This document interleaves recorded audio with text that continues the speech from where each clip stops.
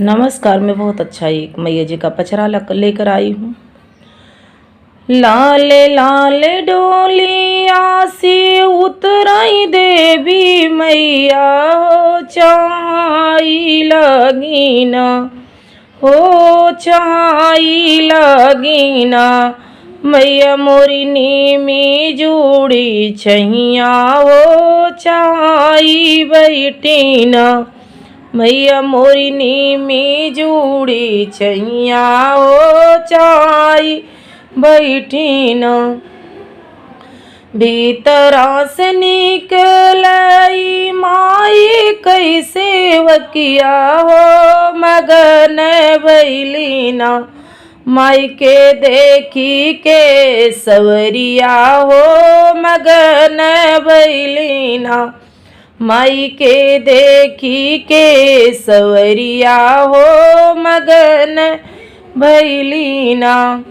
धनी धनी भागी जागी हमारी दुअरिया हो, बखरिया तारी उना हो, बखरिया तारी उना।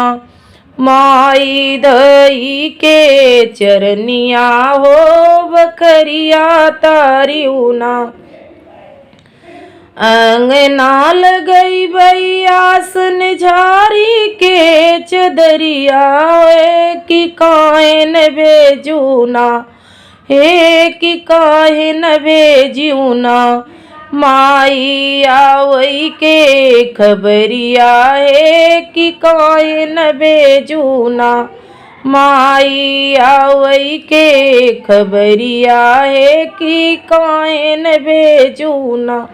जो माई भेजी देती आवई के खबरिया है, बनाए रखते ना हो, बनाई रहते ना। तोहरे सेवा कई तैयरिया है, बनाए रखते ना। तोहरे सेवा कई तैयरिया है, बनाए रखते ना। बोली मुस्काई मैया देखी के नजरिया हो, देखत जियराना होई गद गद बमरिया हो, देखत जियराना।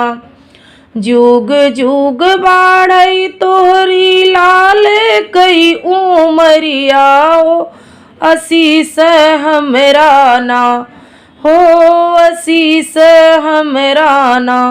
दूर दुख कई बयरिया हो, आशीष हमरा ना। दुख दूर कई बयरिया हो, आशीष हमरा ना। लाली लाली डोलिया से उतरई मयरिया हो, छहाई बैठीना। मैया मोरी निमिया जुड़ी छैया हो, चाई बैठीना। मैया मोरी निमिया जुड़ी छैया हो, चाई बैठीना। अच्छा लगा हो तो लाइक शेयर कमेंट करें, अपना प्यार बनाएं। मिलते अगले वीडियो में, तब तक के लिए जय माता दी।